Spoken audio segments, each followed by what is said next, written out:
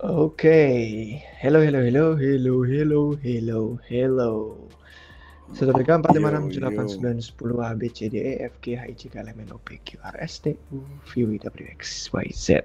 Halo guys, selamat datang kembali di Republik Rupiah.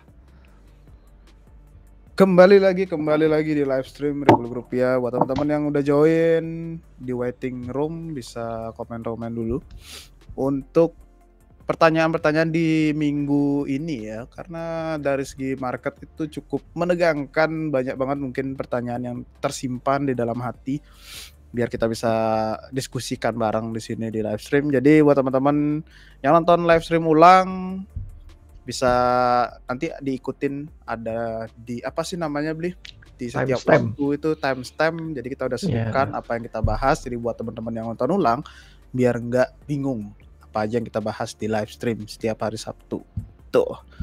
Ini by the way udah ada yang nanya nih ya, beberapa mungkin dia satu ya. Oke, halo. Jangan lupa komen juga ya, audio kita apakah udah aman. Kita soalnya lagi setup juga.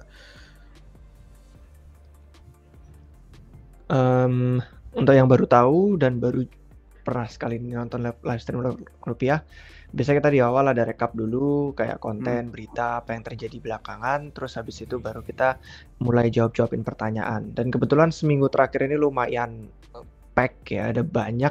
Jadi nanti kita bakal tambah-tambahin selain dari video yang udah kita bikin di hari Selasa sama hari Kamis. Jadi monggo silakan join dulu, siapin kalau ada yang pengen nyiapin apa minum, snack atau apa, biar nanti sambil kita melalui berbagai pengembangan yang ada di pasar sambil kita jawabin pertanyaan kalian.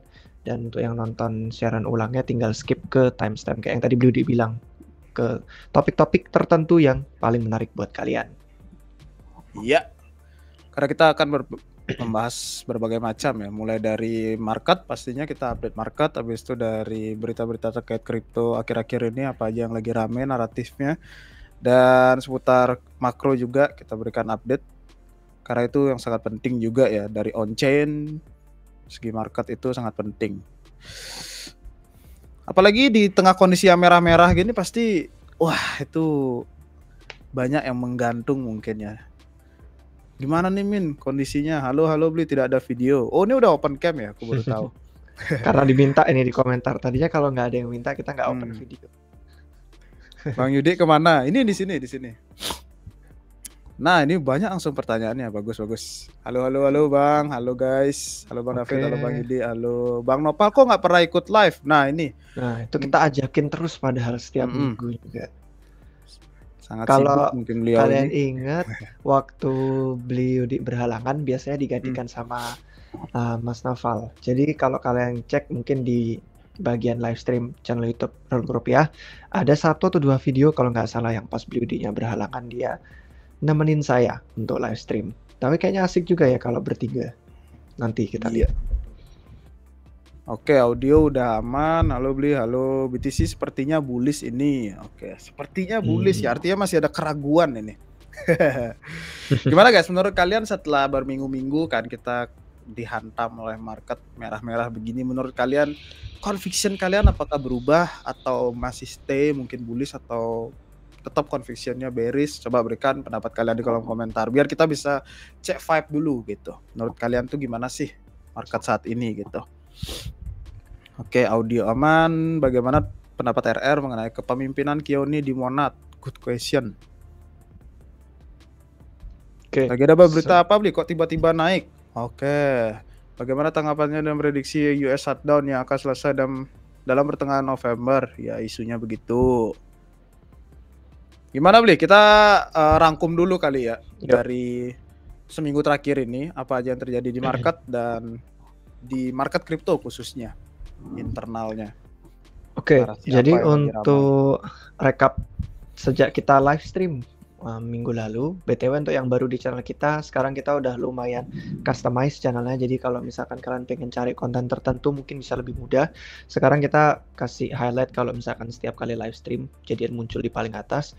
Setelah itu ada playlist kayak analisis on-chain, ecosystem blockchain, jadi khusus kayak misalkan Monad itu ada full semua di sini isinya video Monad. Terus ini shorts yang kita bikin setiap hari kecuali weekend, sama ada khusus pemula, dunia keuangan umum. Sama kalau misalkan kalian belum tahu, kita juga punya channel bahasa Inggris. Jadi kalian jangan lupa untuk subscribe untuk yang suka nonton konten bahasa Inggris. Di sana juga ada saya sama Mas Naufal. Jadi Rebel Group Labs itu kita berusaha untuk cari audiens English speaking di luar dari yang bahasa Indonesia. Habis itu narasi sama beberapa meta tertentu yang nanti kita bisa bikinin playlistnya. Nah, untuk live stream ada tempatnya sendiri di sini, dan untuk video-video yang kemarin kita bahas hari Selasa sama hari Kamis itu secara garis besar tentang market. Karena kan itu yang paling highlight ya, yang benar-benar bikin orang penasaran apakah ini sudah masuk bear market, apakah masih bullish. Jadi untuk di video hari Selasa itu kita ngasih ngelihat dari segi data. Jadi kita nunjukin apakah kripto itu sudah benar-benar terbantai dan nggak ada masa depan, atau masih ada harapannya. Dan data-data yang kita tunjukin di situ tuh adalah data yang menarik dari segi adopsi, dari segi on-chain. Dan ini bukan on-chain yang biasanya saya bikin Bitcoin ya, tapi lebih ke kayak metrik-metrik orang itu pada pakai aplikasi apa aja. Jadi dari segi ekosistem, dari segi Ethereum, Solana, aplikasinya, itu semua kita bahas di sana. Kalau ternyata pertumbuhannya itu up only. Jadi benar-benar orang itu semakin mengadopsi aplikasi-aplikasi on-chain, dan ada beberapa contoh yang spesifik kita bahas di sana kalau misalkan kalian pengen nonton lebih lanjut. Terus untuk hari Jumatnya ini kebetulan yang lagi dipantau sama Mas Naufal, yaitu ekosistem privasi, narasi-narasi privasi yang kalau misalkan kita lihat di tengah konsolidasi pasar itu yang paling outperform ya, terutama dengan Zcash itu sendiri. Tapi kalau misalkan kalian lihat bahasannya di sini sih ada banyak ya kategorinya, ada banyak aset yang dibahas sama Mas Naufal, sama dia nunjukin beberapa cara terbaik kalau misalkan kalian pengen mantau ini. Cuman kalau misalkan kalian pengen pembelajaran lebih lanjut tentang privasi itu, karena kan belum tentu yang naik harganya itu memang yang teknologi privasinya terbaik gitu. Dan ada beberapa infrastruktur privasi yang mungkin tidak punya aset kripto. Jadi ya itu dua hal yang berbeda. Kebetulan aja orang menyamakannya itu dengan, oh ya karena orang peduli dan bullish dengan privasi akhirnya tokennya pump semua gitu. Padahal ada banyak cerita di balik layar, dan kita kan nggak pernah tahu kalau segi market itu siapa aja partisipannya. Jadi kalau misalkan pengen lebih lanjut itu ada juga kok playlist kayak contoh narasi 2025 sama narasi tahun lalu yang 2024 itu juga kita sempat bahas tentang privasi. Dan privasi yang kita bahas di situ sendiri ada teknologi-teknologinya kayak ZK dan macam-macam. Jadi itu sih untuk beberapa highlight yang utama dari konten YouTube kita. Kalau yang ada di Shorts itu kebanyakan kita pecah dari kejadian-kejadian kayak kemarin ada hacknya Balancer, itu yang bener-bener bikin orang jadi gimana nih, DeFi yang sudah OG kok bisa kena hack, apakah kita masih percaya sama aplikasi on-chain atau enggak, terus sama beberapa topik-topik lainnya juga. Kalau dari segi Twitter sih kebanyakan kita lebih fokus ke Monad karena itu yang lagi headline yang kami pantau. Karena kalau misalkan kalian sudah ngikutin Rebel Group ya cukup lama, itu salah satu ekosistem yang akan launching segera yang kami paling rasa bullish untuk dipantau, dan kami rasa bakal bakal dipakai oleh banyak orang dalam jangka panjangnya. Jadi kalau dari segi konten Twitter sih kita ngerekap aja kayak live stream lalu kita up bahasannya, timestampnya seperti yang kita bahas di awal tadi. Terus mungkin ada upgrade Fusaka di mainnetnya Ethereum. Kemudian Monad sudah mengumumkan kalau dia bakal launching mainnetnya di tanggal 24 November. Jadi itu hari Senin terakhir bulan ini kalau nggak salah.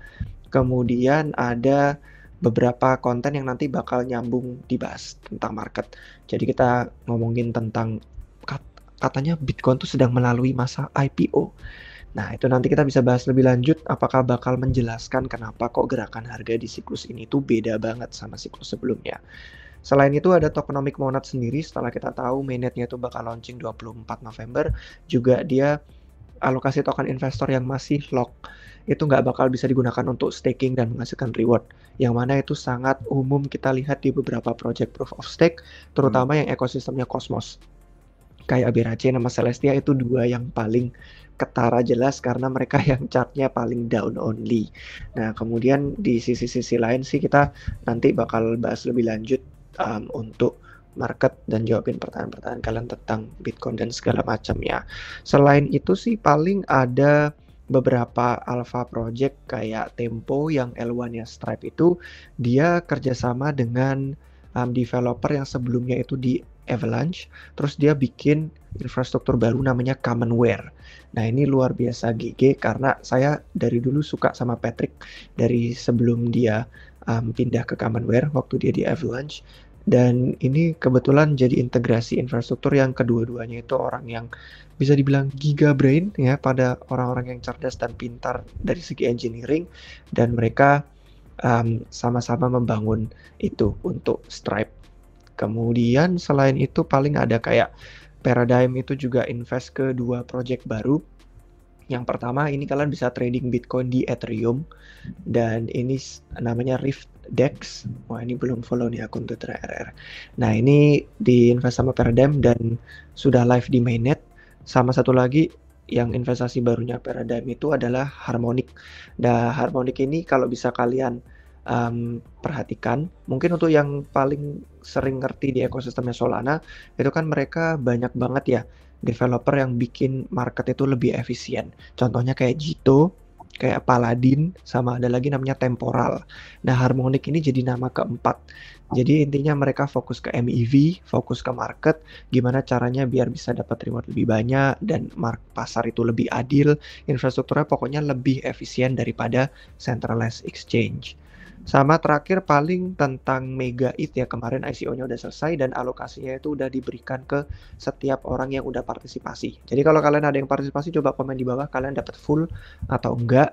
Karena kan ada yang milih untuk lock setahun, ada yang milih tidak lock, dan itu ada kemarin mekanisme-mekanismenya cara mereka menentukan siapa aja yang elik dan siapa aja yang bisa beli, itu ada di Twitternya Mega It itu sendiri. Kalau cari opportunity terbaru sih paling tentang Flying Tulip aja yang mereka lagi ngadain quiz, dan dari quiz ini nanti ketahuan apakah kalian investor yang cocok atau enggak untuk investasi ke token mereka yang namanya FT. Paling itu aja sih untuk beberapa opportunity terbaru dan news yang terjadi selama seminggu belakangan ini. Nanti kalau misalkan ada pertanyaan lebih lanjut kita bisa bahas dari pertanyaan-pertanyaan kalian itu. Nice, cukup sibuk ya. Kalau biasanya market merah tuh city-city tuh sibuk banget, dan juga beberapa news yang bagus tuh kadang tenggelam, kadang diabaikan. Jadi kita berusaha untuk rekap juga di sini di Republik Rupiah. Jadi biar kalian tetap stay gitu kan di market. Soalnya beberapa orang tuh kalau lagi merah tuh malas banget mantau beli. Kayak udah jangan liatin market gitu. Kayak jadi beberapa berita yang good news gitu mungkin kadang tertinggal gitu. Jadi kita berusaha reminder lagi biar stay update di market. Udah segitu aja mungkin beli ya untuk update dari trends dan narasi apa yang lagi rame. Mungkin teman-teman bisa langsung komentar ya kalau ada yang mau ingin didetailskan lagi. Tapi kalau dari segi tokenomic di Monad itu kan belum semua muncul kayak beli ya. Tadi ada, biar nggak kebingungan mungkin ya, belum muncul detailnya, jadi cuman ada sebagian statement aja. Wah, beli David sepertinya terputus ini. Jadi buat teman-teman yang masih nanyain dari segi tokenomic Monad itu kayak belum semua muncul ya guys, cuman ada statement terkait yang lock apakah bisa staking apa enggak. Soalnya itu mungkin beberapa teman di sini belum tahu atau ada yang sudah tahu. Beberapa proyek itu emang ada yang tokennya ke lock tapi bisa di staking, dan hasil stakingnya itu kan dapat reward ya. Nah itu liquid. Jadi di sana dia itu bisa mencairkan uang liquid gitu. Nah itu beberapa proyek adalah gitu, kayak dari ekosistem Cosmos juga beberapa. Habis itu kayak ada L1 yang gede-gede juga kayak Sui. Habis itu beberapa ada Solana juga yang komen. Jadi itu sih yang membuat beda, langkah yang berbeda. Mungkin ada yang belum tahu konteksnya gitu. Jadi itu dia konteksnya. Langkah yang cukup berani dan berbeda sih. Bagus. Opiumnya beli gitu. Oh itu nggak ada huruf H-nya beli di. Iya. Kalau nggak ada huruf H-nya itu obat itu. Opium. Oke, kita baca komentar dulu. Apakah kalian ingin di deep dive kan dari salah satu yang udah beli David bahas tadi? Langsung aja di komen ya guys ya. Let's go check on chain beli. Oke, nanti beli David ada update on chain nggak untuk hari ini? Sepertinya kita butuh update beli. Ya singkat ada sih. Kemungkinan besar pakai chart yang udah kita post di Twitter, tapi nanti bisa kasih beberapa analisis tambahan. Yang pentingnya itu analisisnya beli. Iya. Itu yang diharapkan. Oke, Bli, menurut Bli apakah mungkin ada shifting puncak BTC ke 2026 keluar dari kebiasaan Fourier cycle? Nah, itu dia. Lagi rame ya ketika bearish sekarang ini, orang-orang juga ada beberapa de-risking gitu kan, mengingat Fourier cycle udah terlewat puncaknya gitu katanya beberapa orang ya. Saya lihat di Twitter, jadi pasti membuat kita itu ambigu gitu untuk memposisikan diri gitu. Dari Republik Rupiah sih udah sering bahas juga di Twitter, entah itu di YouTube juga, membandingkan Fourier cycle sekarang, dan mungkin ada kemungkinan yang sedikit berbeda gitu dengan cycle-cycle sebelumnya. Pasti setiap cycle itu kan punya perbedaannya masing-masing gitu. Walaupun histori biasanya berirama tapi nggak selalu pasti gitu. Pastinya itu dalam artian kayak tanggal sekian itu pasti ATH kayak gitu, nggak mungkin sama percis gitu. Ya, Jadi gimana Bli? Topik yang paling sering ya kita bahas di beberapa video sama di live stream tentang ekspektasi di siklus ini dan kenapa berbeda gitu. Dan kebetulan ini yang mungkin nggak begitu kita bahas terlalu dalam di tweet yang kemarin itu. Jadi kalau misalkan kalian lihat ini kan bener-bener singkat ya tweetnya. Tapi sebenarnya ada banyak banget sih kayak pandangan dan opini tentang gimana kita melihat siklus ini itu dari yang sebelumnya benar-benar boom and bust, jadi kelihatan jelas banget kan. Kalau pas lagi boom ya kelihatan banget lagi bull marketnya. Kalau pas lagi bust atau bubble-nya pecah, itu ya kelihatan banget pas lagi bear marketnya.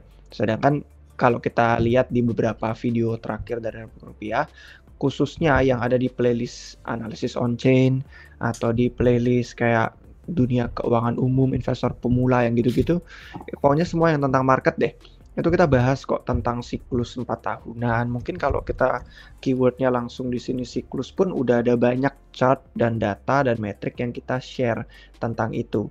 Dan beberapa ekspektasi itu adalah nunjukin kalau ternyata memang di siklus sekarang itu lebih sering kita konsolidasi, lebih sering sideways.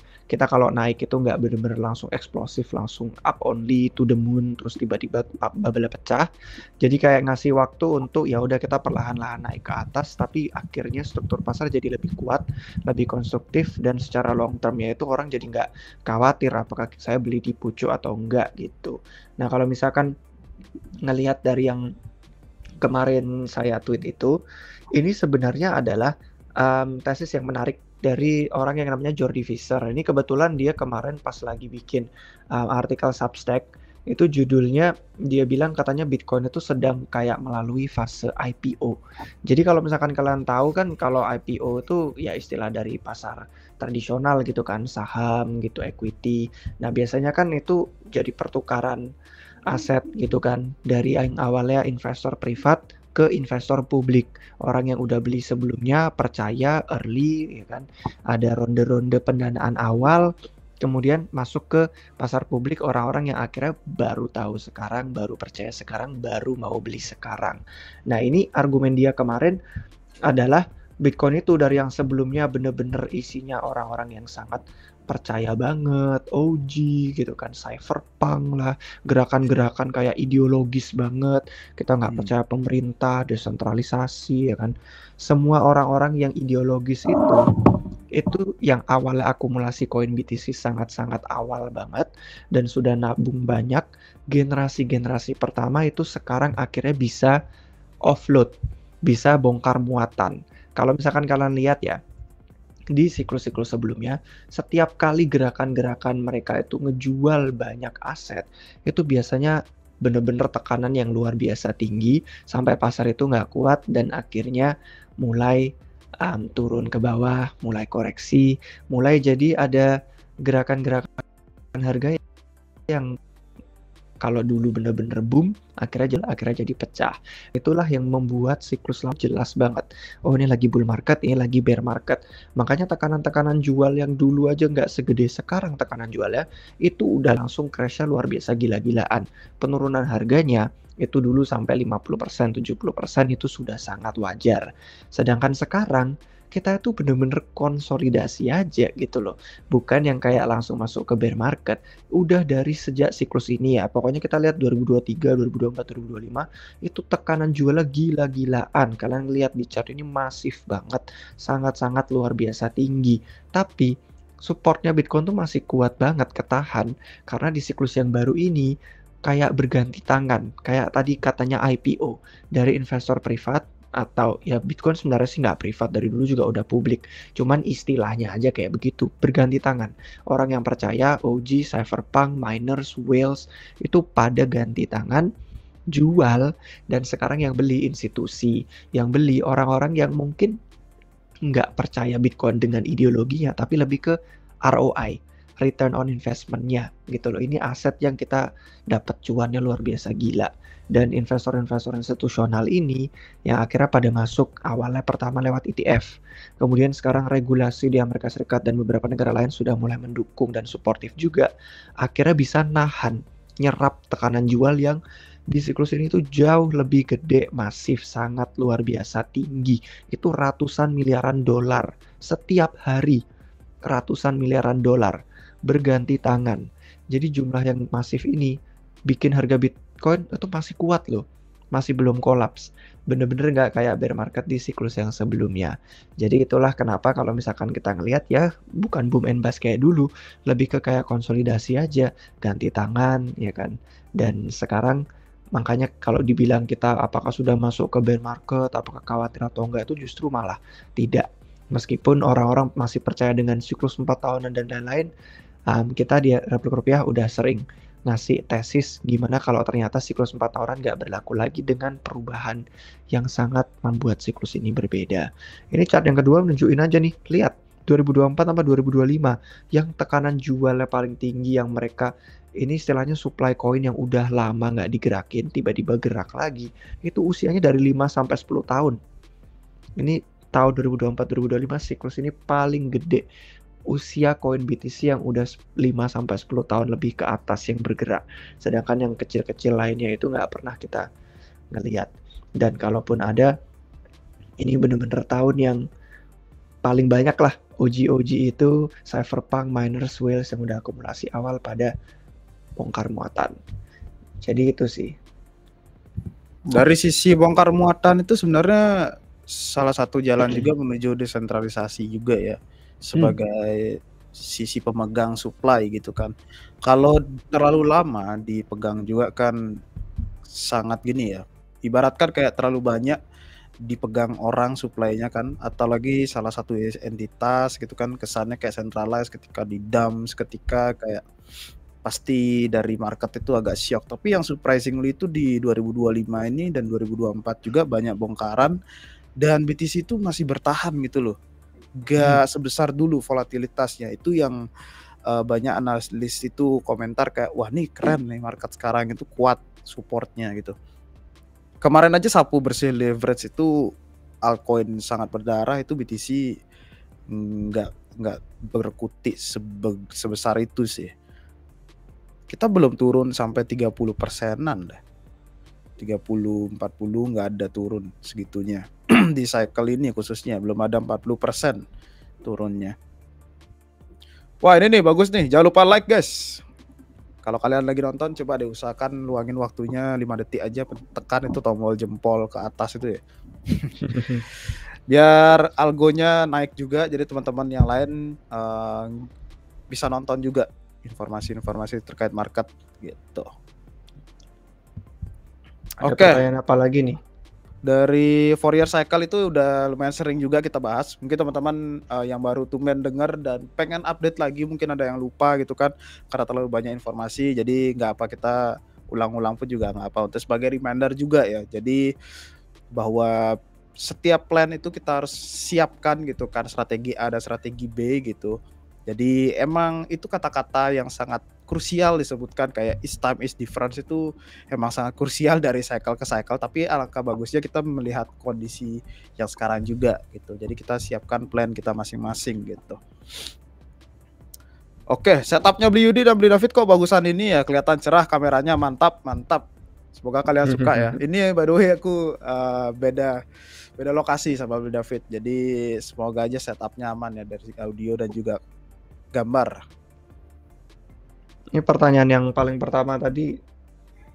Yang mana itu? Hendry Jaya tadi. Yang pas kita pertama live di YouTube dan X berseliweran narasi BTC bakal masuk bear market jika weekly close di bawah 50 week moving average 2 kali berturut-turut. Gimana opini beli? Apakah mungkin malah dimanfaatkan oleh market maker? 50 week moving average. Beliau dia ada lihat itu kah? Spesifiknya enggak sih, Bli. Mungkin dari segi on-chain yang titik supportnya itu. Kalau week moving average itu berapa ya sekarang ya? Soalnya kalau untuk beberapa support TA itu saya nggak aktif mantau. Kecuali yang utama-utama kayak 200 day moving average gitu-gitu. Kalau misalkan 50 week itu biasanya berapa tahun sih 50 week itu?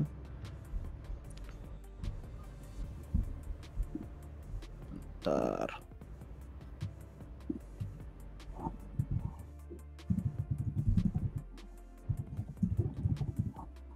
Adakah Bli? Sebenarnya apa ya? Ya karena bukan trader TA ya. Jadi kalau ditanyainnya chart-chart dan support TA itu kurang ini sih, kurang ikutin. Cuman kalau misalkan kita ngomongin dari segi on-chain, itu 4 chart ini sih yang utamanya saya lihat. Jadi kalau misalkan kita ngomongin cara saya pribadi investasi itu kan bener-bener spot ya, bukan trader. Dan kalau misalkan kita ngomongin dari segi jangka panjang dan long term, itu kan kayak yang kita bahas di awal tadi udah banyak konten-konten rupiah yang seputar siklus 4 tahunan, seputar gimana bentuk dan struktur pasar sekarang, supply-nya, pembelinya, terus penjualnya.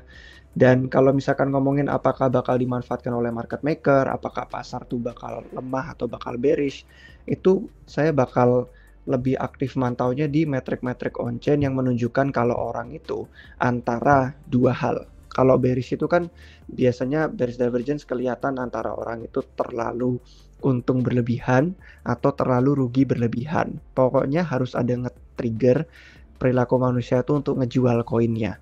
Dan kalau misalkan untung berlebihan pasti pengen take profit. Kalau rugi berlebihan pasti dia takut kapitulasi, makanya ya udah meningkat loss atau dilepas aja barangnya. Takut bisa jatuh atau nggak berani untuk nunggu lebih lama, nggak kuat. Jadi ya udah mending offload dulu sekarang. Jadi untuk beberapa metrik on-chain yang biasanya dijadiin satu, itu 4 ini sih. Mungkin untuk kalian yang sering nonton rupiah pasti udah pernah lihat. Dari segi MVRV itu ada yang secara umum general sama ada yang short termnya, dan ini bener-bener unrealized profit dan loss. Jadi koin yang belum dijual tuh lagi untung atau lagi rugi tadi yang kayak saya bahas. Kalau Soper itu yang sudah realized. Jadi koinnya yang lagi untung atau lagi rugi itu mana yang udah beneran dijual. Dan kalau beneran udah dijual, jual yaitu cut loss rugi, atau jualnya mereka udah take profit. Dan semua ini kalian nggak pengen beli Bitcoin itu kalau pas lagi bener-bener bahasa Inggrisnya tuh frost, dan itu istilahnya kayak luar biasa panas dan bener-bener orang itu euforia dan semuanya merasa kayak nggak mungkin turun, pasti harganya naik terus, ini bullish, nggak bakal ada ceilingnya, pokoknya nggak ada batasan, udah kita target harga itu fantastis banget. Dan kalau misalkan kalian ngelihat sekarang contoh kayak MVRV lagi negatif, short term holder itu lagi negatif, terus Soper itu lagi netral, sama funding rate itu lagi mendingin. Ini funding rate dari segi derivatif, kalau yang lainnya dari segi spot. Itu artinya pasar bener-bener lagi melihat Bitcoin itu menurut saya sekarang jadi kayak aset yang undervalued aja. Orang-orang merasa nggak yakin, dan semua kondisi-kondisi yang ada di pasar sekarang itu semakin negatif dan semakin netral, itu makanya menunjukkan kalau kalian tuh lagi nggak beli di pucuk. Udah gitu aja sih, sesimpel itu. Kalau misalkan beli Bitcoin kan nggak mungkin bisa untuk time the market ya, kita beli di bottom banget, kita jual di pucuk banget. Ya udah cukup melihat ini aja untuk tahu ini saya lagi beli di pucuk atau enggak.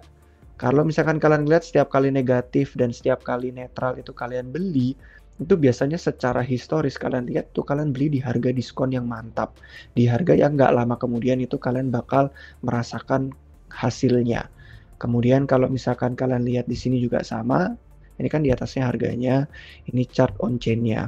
Dan setiap kali ada koreksi kayak begini, orang takut nangkep pisau jatuh.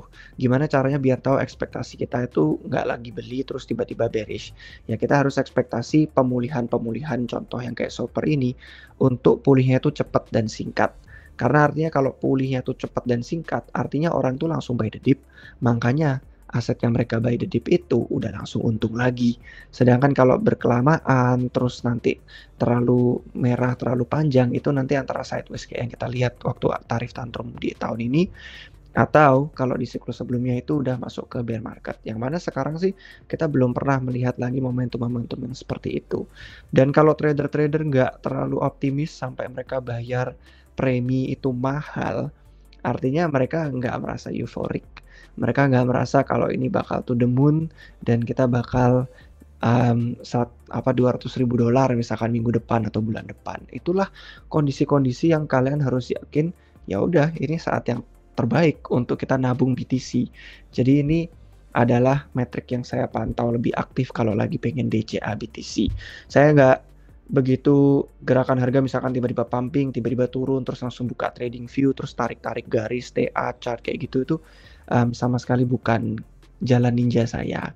Jadi kalau ditanyain yang begitu, makanya kurang bisa menjawab lebih spesifik. Iya sih, kalau dari TA saya kurang juga sih mantaunya ya, lebih ke on-chain juga. Dan nggak kelewat juga sih di YouTube saya. Untuk yang itu ya, update-update TA itu. Karena kita lebih dominan di on-chain juga. Karena sebagian besar support-support itu 11-12 kok. Kalau kita lihat ya, kalau kita pantau dari on-chain analisis dan juga TA itu sebagian besar hampir sama. Bener-bener kalau misalkan kalian nontonin beberapa analisis on-chain dari rupiah itu biasanya ada titik-titik yang udah bertepatan. Entah itu dari segi spot, dari segi on-chain, dari segi derivatif, dari segi TA, itu biasanya titik-titik yang perlu dipantau, level-level yang perlu dipertimbangkan, itu biasanya udah sama persis. Kayak beberapa minggu terakhir, beberapa bulan terakhir tuh kan kita selalu bilang kalau misalkan ada koreksi, ada crash, yang perlu kita pantau untuk kacamata bearishnya itu adalah 95.000 itu garis pertahanan bulls yang paling terakhir. Kemudian 80.000 itu udah bisa dibilang bottom dari segi on-chain. Dan ternyata kemarin ada beberapa komentar di live stream terakhir sama di beranda Twitter juga orang-orang bilangnya itu kan 95.000 sama 80.000. Tapi kalau misalkan enggak, ya selama dia ada di atas short term holder cost basis, yang mana itu di atas 100 ribuan dolar, kemarin ganti-ganti sih, sempat di 111.000, 106.000 dolar, itu artinya ya Bitcoin masih bullish dan kita masih tidak perlu khawatir. Kemudian ada beberapa metrik tambahan yang kita itu ngelihat dari segi momentum, kayak apakah orang itu beli dan dalam volume yang lebih besar atau enggak, terus dari segi kerugian sama keuntungan yang mereka itu lagi sehat atau enggak. Contohnya kalau misalkan kita ngelihat kayak yang di sini, ini gerakan harga Bitcoin sekarang kan kayak udah pump lagi balik ke atas 100.000 dolar. Kemarin itu awalnya kita pengen bikin konten waktu turun dari 100.000 dolar karena itu kan titik yang kita pantau. Nah, tapi ternyata nggak lama juga udah balik lagi ke atas 100.000 dolar. Apakah nanti dalam weekend ini bakal turun lagi, terus kemudian melemah jadi bearish? Ya kalau misalkan dia itu terjadi secara berturut-turut, retest berulang kali di bawah 100.000 dolar, ya berarti memang bears itu lebih kuat. Dan kalau begitu artinya skenario yang kita pantau di 95.000 sampai ke 80.000 dolar, itu titik yang masih berlaku sampai sekarang. Karena kalau kalian lihat dari chart yang warna merah ini kan short term holder, itu udah di garis terakhir mereka yang paling aktif trading dan investasi, sedangkan yang gede berikutnya itu kelompok long term holder. Dan kalau long term holder di chart-chart yang berikutnya kita lihat sebelumnya lihat di Twitter itu lagi banyak yang mulai pada jualan, artinya kita nggak pengen itu sampai turun kecuali memang udah masuk ke bottom, ya kan. Misalkan nih udah turun 100.000 lagi, retest lagi, ternyata lemah, ya udah deh kita tembus sampai ke 80.000 dolar. Nah ya itu berarti sudah lebih mendekati bottomnya karena long term holder udah distribusi waktu mereka beli koin itu kebanyakan ada di bawah sana. Artinya justru malah bukan makin takut kalau udah ke 95 sama ke 80.000. Justru artinya malah ya udah berarti sudah semakin mendekati bottom. Bukan kayak kalau misalkan kita tembus dari $100.000 itu udah skenario yang udah kita siapin. Jadi untuk sekarang sih bener-bener nggak ada kekhawatiran yang terlalu berlebihan. Dan dari chart-chart yang kita lihat sih kayaknya ya memang nyambung ya, data on-chain tuh mendukung tesis bahwa Bitcoin itu lagi berganti tangan, lagi melalui.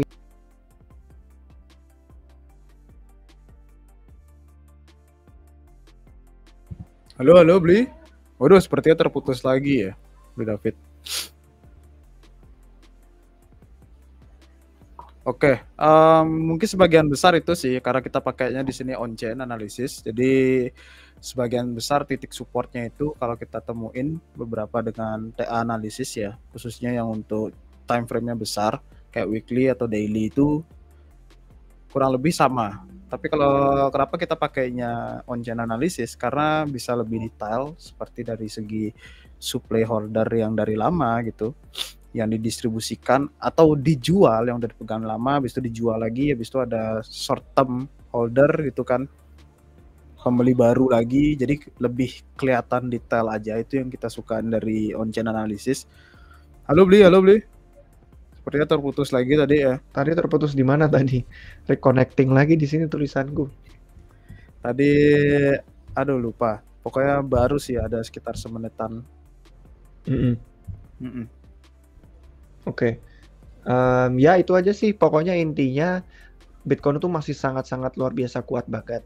Kalau misalkan kita ngelihat dari tekanan jual yang kayak kita post chartnya tadi di awal itu, berkaca dari siklus-siklus sebelumnya, ini kalau bukan karena ETF, MicroStrategy, tekanan beli spot, terus institusi masuk, pokoknya dari segi demand-nya itu, kalau nggak sekuat sekarang dan pasarnya segede sekarang, itu pasti sudah ambles. Dan buktinya Bitcoin itu masih di atas $100.000 dan sangat-sangat susah sekali bears itu pengen bawa kita ke 95 ke $80.000. Bukan berarti nggak bakal terjadi ya. Kalau ternyata memang bearsnya kuat ya itu bakal terjadi ya nggak masalah. Tapi ini justru menunjukkan pergantian tangan itu. Jadi nggak peduli ratusan miliaran dolar tuh berganti tangan, selalu ada demand, selalu ada pembeli baru. Dan bukan cuma ETF sama Michael Saylor, tapi jumlah volume spot itu aja gede banget. Distribusi lebih desentral. Akhirnya koin BTC itu nggak cuma dipegang sama OG-OG awal, cypherpunk awal, miners yang udah numpuk banyak di awal, atau whales yang apa biasanya dikenal whales dari Cina gitu kan. Karena mereka kebanyakan miners yang numpuk dari awal itu, ya udah. Itu yang membuat pasar secara jangka panjang bakal lebih desentral, lebih kuat, strukturnya lebih oke. Jadi nggak ada kekhawatiran sama sekali dari saya. Benar-benar tidak merasa bearish, masih merasa tenang, santai. Kalau udah tembus $95.000 itu garis pertahanan bulls yang terakhir, saya sudah expect bottomnya bakal terjadi di $80.000. Itu bakal mayoritas yang megang Bitcoin tenggelam. Di angka 95 aja itu udah 62% supply itu bakal tenggelam. Kalau misalkan kita ngelihat chart sekarang kan harganya udah lumayan naik lagi tuh. Jadi ya kurang lebih di situlah. Masih angka 27. Ya, benar, masih 62%-an itu tenggelam. Jadi tidak frothy, tidak euforik, dan tidak terlalu merugi besar. Benar-benar sekarang nggak ada kekhawatiran. Oke. Wah, ini katanya bakal dump ke 60k ya. 60k itu wah di bawah banget sih itu. Kayaknya titik support itu istilahnya kayak dump bear market ya kalau segitu ya. Oh, ini yang menarik nih dari JP Morgan yang baru beli ya. Iya, ini udah lihat belum nih beli Udi? Iya, baru-baru ini. JP Morgan ini prediksi Bitcoin dalam 6 sampai 12 bulan berikutnya. Jadi antara pertengahan tahun 2026 atau akhir tahun 2026 itu 170.000 dia prediksinya. Entah itu melalui jalan yang mungkin kita ke 80.000 atau kayak yang di komen nih 60.000 dulu baru ke sana, ya itu kemungkinan besar bakal lebih gacor. Karena kalau dari 80 ke 170.000 itu keuntungannya jauh lebih membuat orang itu euforia daripada dari 100.000 sekarang ke 170.000 dolar. Lebih legit 100% gain daripada 70% gain ya. Tapi kalau 60.000 itu lumayan bawah juga. Mungkin yang karena kita kan udah ngelihat ya beberapa minggu dan hari-hari terakhir itu udah terbantai dari segi leverage trader dan muatan yang udah dibuang oleh Bitcoin Doji itu ya. Wah, sepertinya hujannya badai di sini. Di Apakah sini sama kedengaran tadi? sekali, iya kedengeran tak. Di sini terang Iya. soalnya cerah. Oke, sorry guys ya, mungkin semoga aja nggak ada masalah ya dari segi wifi, jaringan dan lain-lain. Mungkin bisa dilihatin Bli, untuk potensial, ini dia price drawdown-nya dari segi titik-titik support yang mungkin itu kayak pertahanan terakhir dan bisa dibilang titik kejarnya ya para holder, dan mungkin bisa dibilang itu sudah bear market gitu. Coba kita Ya, kasih skenario-nya deh. jadi sebenarnya kalau misalkan trader tuh kan bener-bener aktif banget ya mantauin charts, makanya dia ada metrik-metrik yang lebih time frame rendah. Dan kalau misalkan kita ngelihat di sini sebagai investor spot, saya tuh bener-bener ngelihat on-chain, karena kalau on-chain tuh bener-bener ya udah general aja. Kalau kecuali bener-bener ada gerakan harga yang masif dan mengejutkan, baru kita buka chart. Tapi selebihnya itu biasanya kita nggak buka chart. Nah, kalau misalkan kalian ngeliat yang di garis-garis ini kurang lebih beberapa metrik-metrik on-chain kayak realized price, true market mean, terus ada short term holder cost basis, terus sama ada di sini yang paling atas tuh vaulted price. Untuk yang belum familiar, kalian bisa nonton di playlist analysis on-chain tuh kita jelasin satu-satu. Vaulted price itu apa, cost basis itu apa, true market mean apa. Waduh, sepertinya Bli David lagi terputus ya. By the way guys, untuk informasi aja,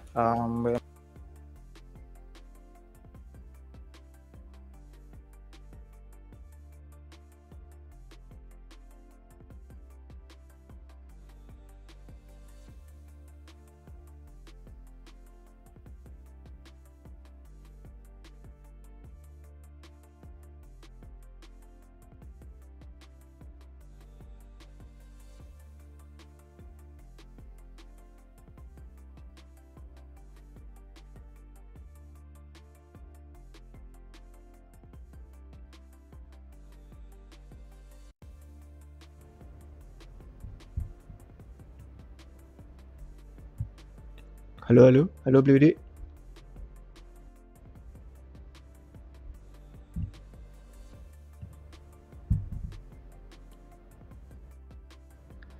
Wah, ini kacau nih. Halo, apakah ada yang bisa dengar suara saya? Si Bli Widi tiba-tiba gelap. Oh, mati listrik ternyata di rumah. Karena ada badai guys. Jadi sambil kita nunggu entah apakah Bli Widi bisa balik atau enggak, karena ada badai, tadi ngelanjutin dari segi potensi-potensi penurunan harga. Ini beberapa support metric on-chain yang udah sering kita bahas. Nah, kemudian di sebelah kanannya, ini lebih ke kayak historical price performance saja. Jadi dalam 180 hari terakhir, koreksi terdalam itu berapa persen turunnya. Kemudian di sini setahun terakhir, artinya di siklus ini, terus sama 720 hari terakhir. Jadi kalau misalkan kita ngelihat sebagai investor spot itu, kalau misalkan ngelihat zoom out banget, jangka panjang, dan DCA fokus pakai metrik-metrik yang tadi, biar nggak terlalu pusing ngeliatin chart dan tarik-tarik garis, itu adalah kalau misalkan nih, dari all time high, selama 180 hari terakhir kita udah pernah koreksi sedalam $100.000, itu berarti kita masih koreksi yang wajar. Udah pernah terjadi, udah pernah pulih, dan kesannya kayak ya udah ini bukan bear market gitu loh. Karena di setiap bull market itu memang selalu ada koreksi tajam yang bikin orang itu ngerasa takut, khawatir atau gimana. Nah, kemudian kalau kita ngeliat di setahun terakhir, itu penurunan maksimumnya dari all time high sampai ke angka 87.000, dan itu berdekatan dengan penurunan maksimum koreksi dari all time high selama 720 hari terakhir. Jadi ini beberapa titik yang udah pernah terjadi, sudah pernah pulih, jadi kayak gak ada kekhawatiran kalaupun nanti BTC turun ke 87.000, 85.000 dolar. Sebagai investor spot, kalau saya ngelihat di sini masih merasa bullish dan di sikon-sikon ini saya masih berani untuk DCA, itu saya udah siap dengan skenario itu. Jadi meskipun nih saya belinya di harga $100.000 atau lebih mahal, saya udah siap portofolio saya itu bakal minus sampai $85.000, sampai $80.000 worst case scenario-nya.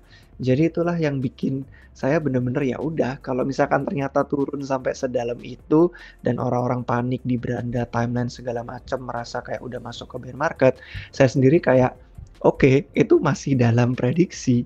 Kayak nggak apa-apa porto saya turun dan minus dari $100.000 ternyata sekarang harganya di 82.000 karena udah siap. Karena itulah titik yang sudah saya perhatikan. Ini udah dari historicalnya itu dari all time high. Udah pernah koreksi sedalam itu, masih koreksi wajar. Udah pernah terjadi di siklus sebelumnya. Bukan hal yang kayak baru, out of nowhere, tiba-tiba mendadak itu enggak. Dan dari segi on-chain-nya pun, itu masih di true market mean. Support titik bottom yang bener-bener ya udah kalau misalkan kita nyentuh itu sama sekali bukan kayak akhir dunia, bukan kayak kiamat. Jadi itu sih rahasianya saya kenapa kok nggak aktif ngeliatin chart, nggak mantau segala macam, tarik-tarik garis, tapi kok nggak panik, nggak khawatir. Ya karena setiap kali beli di harga atas $100.000 udah menerima kenyataan kalau duitnya bakal hilang sampai 80.000. Kalau terjadi siap, kalau nggak terjadi ya bagus. Artinya itulah um, rahasia-rahasia untuk investasi spot bebas pikiran. Persiapkan skenario terburuk, walaupun kita optimis dan merasa bullish, selalu siap dengan kacamata bear-nya itu. Jadi itu sih beberapa titik-titik yang utama. Udah sering kok kita bahas juga di Twitter, di YouTube Nol Rupiah, di live stream, di konten-konten tertentu. Jadi kalau misalkan itu sudah masuk dalam ekspektasi kalian, ini sudah pernah terjadi di 2024. Sudah terjadi di tahun ini juga 2025. Ini masih koreksi-koreksi yang saya belum bilang wah ini udah bear market, bubar, tamat, keluar dari pasar. Justru inilah saatnya ada banyak opportunity. Oh, Beliudi sudah kembali nih kayaknya. Kok mati listrik ya? Badai. Halo. Wah, ngeri banget guys, setelah petir gede itu langsung mati listrik. Wah, ini tersambar kah ini gardannya? Waduh, ini apa namanya garden? Sorry, agak noise atau gimana Bli? Soalnya ini hujannya kenceng banget nih. Hujannya nggak kedengeran, cuman denger suara Beliudi aja. Gelap-gelapan. Aduh, kaget sih itu tadi. Tiba-tiba mati listrik habis petir gede.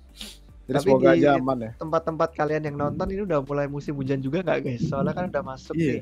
Kayak dari Oktober kemarin, November, Desember gitu. Jadi ya begitulah namanya kalau sudah musim hujan biasanya antara internet bermasalah atau listrik yang bermasalah gitu. Jadi mohon dimaklumi aja. Kalau kalian ada yang nonton mungkin bisa komen apakah di daerah-daerah kalian juga udah mulai masuk musim penghujan. Ini aku pakai lampu emergency dulu. Semoga terbantu gelap-gelapan. Ring light yang biasa pakai buat TikTok kah? Enggak, nih beda lagi nih. Itu butuh listrik gitu. Oke, tadi aku ketinggalan sih beberapa, tapi semoga aja udah terjawab dari Bro David ya tentang titik-titik support yang bisa dipantau dari worst case scenario. Soalnya kita sebagai investor juga butuh yang namanya worst case scenario, entah itu plan A, plan B, plan up dan plan down gitu kita butuh. Itulah kembali lagi ya, kalau sebagai investor strategi kalian apakah kalian all in di market. Dan soalnya ini ada pertanyaan yang menarik tadi ya, mana dia ya, kita itu ditanya apakah kita megang altcoin juga gitu kan di Porto. Jadi itu dia dari strategi kalian juga ketemu nggak? Apakah ada pegang altcoin juga di Porto apa BTC only? Nggak, BTC only. Jadi kemarin yang kekocok itu terutama dari segi leverage itu ya, itu pasti sakit hati banget kalau pegang altcoin sebagian besar. Nah kalau di RR sendiri itu emang wah lampu emergensinya mati. Nah kalau di RR itu emang kita biasakan itu Bitcoin sebagai fondasi gitu untuk porto yang sehat ya. Karena kan kita basicnya sebagai investor gitu, bukan yang trader harian. Apalagi time frame-nya sangat kecil gitu. Kalau masalah di Gen itu beda lagi biasanya. Kalau saya pribadi pun juga gitu. Kalau porto di Gen untuk kayak meme coin atau apa pas lagi ada season itu emang sangat dipisahkan gitu. Kalau saya pribadi juga kalau leverage itu sangat kecil gitu dari alokasi porto utama ya. Kalau porto utama pasti fondasi tetap Bitcoin, altcoin pun juga ada. Kalau mungkin teman-teman di sini ada yang member juga pasti udah ngeliatin sih update-update porto kita pribadi juga di member. Jadi ada altcoin kok gitu. Emang rotasinya kita itu nggak secepat itu. Kita emang agak panjang time frame-nya. Contohnya kayak mungkin bisa dibilang hype gitu pas awal-awal listing, kita ada di sana juga dan udah kita bahas juga. Jadi dan emang pegangannya tuh emang lumayan lama gitu. Jadi mungkin member-member tahu itu. All in hype, sir.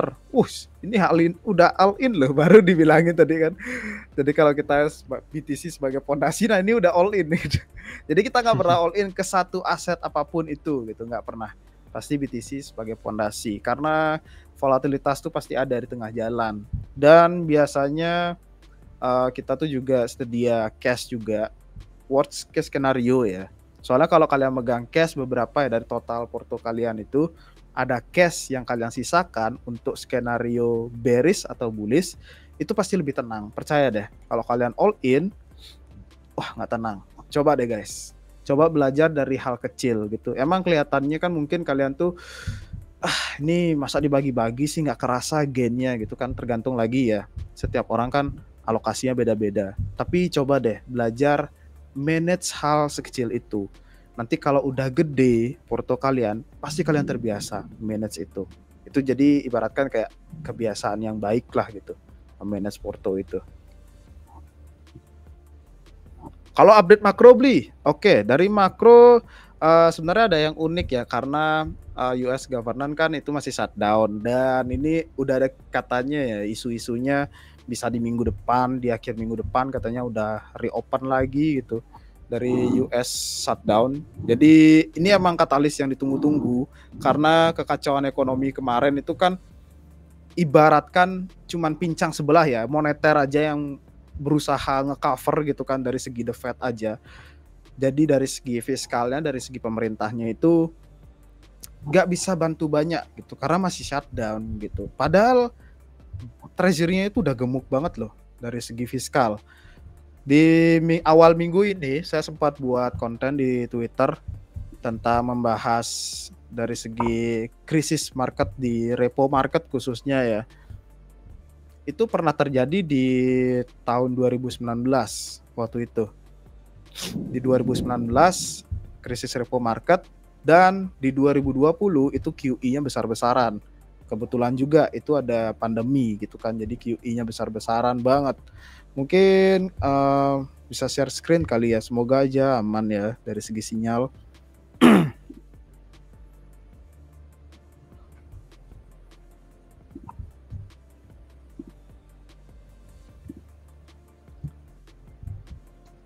Aman nggak beli? Oke. Benerin. Semoga aja kelihatan ya guys ya. Ini sebagai pembelajaran aja. Dan kita mengingat dulu itu di 2019 itu sempat ada krisis market repo. Jadi antara bank itu kan dia butuh likuiditas ya. Setiap bank tuh butuh likuiditas. Jadi, nah likuiditas ini yang kering kemarin gitu. Likuiditasnya kering, mereka mau pinjam antara sesama bank, antara istilahnya di market itu mau pinjam uang itu sulit gitu. Kenapa sulit? Karena likuiditas pada kering juga. Nah, ketika demand besar, itu kan hukum pasar ya, ketika demand besar, supply-nya dikit, otomatis bunganya dinaikin. Bunganya itu naik tinggi di atas bunga yang dikasih oleh The Fed. Standarnya The Fed sekarang berapa? Itu ada di angka 375 sampai 4 gitu kan. Nah, ketika demand-nya tinggi, likuiditasnya kering, bunganya digedein gitu. Misalkan kayak Beli David mau pinjam uang ke aku gitu. Ketika teman-temannya Beli David itu lagi nggak punya uang semuanya gitu. Nah, otomatis aku ngasih, wah oke, mau nggak pinjam ke aku Beli? Aku kasih bunga 4,5% gitu. Padahal bunga di pasaran itu 4% gitu.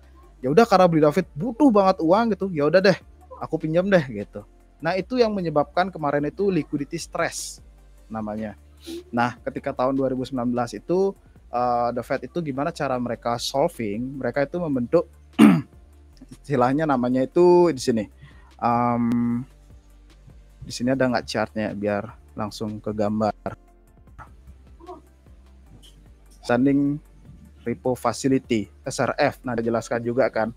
Ini waktu di 2019 ya. Ini tuh gede banget bunganya, lonjakan semalam ini ya. Jadi benar-benar krisis itu. Nah, ketika krisis itu the Fed cara solvingnya itu membentuk SRF. Jadi ketika suatu bank itu nggak punya likuiditas dan kondisinya sangat urgent, dia butuh likuiditas, dia bisa datang ke the Fed gitu. Dengan syarat anggunannya itu legit banget gitu. Entah itu treasury jangka panjang, entah itu T-bills dan lain-lain. Itu pokoknya harus legit. Itu ibaratkan kayak mempertaruhkan reputasi gitu. Bank itu sampai datang ke the Fed untuk minta dong pinjaman gitu. Itu mempertaruhkan reputasi. Nah, itu tapi bisa men-solve problem dari kekeringan likuiditas itu. Itu di 2019 dibuatkan sistem SRF dan sekarang itu sangat membantu dari sistem itu. Nah ini SRF yang sekarang. Kemarin itu gede banget yang dibeli oleh the Fed, dikasih pinjamannya oleh the Fed. Kalian bisa ngeliatnya itu benar-benar gede banget kemarin. Dan lumayan bisa terbantu. Kalau kita lihat update-nya sekarang itu udah mulai mereda. Bunganya itu udah nggak kayak kemarin lagi. Kemarin ya bunganya, spreadnya ini ya, ini kan the Fed ada angkanya itu di angka 4 ya. Di angka 4 dan 375. Tapi ini naik yang merah ini ya.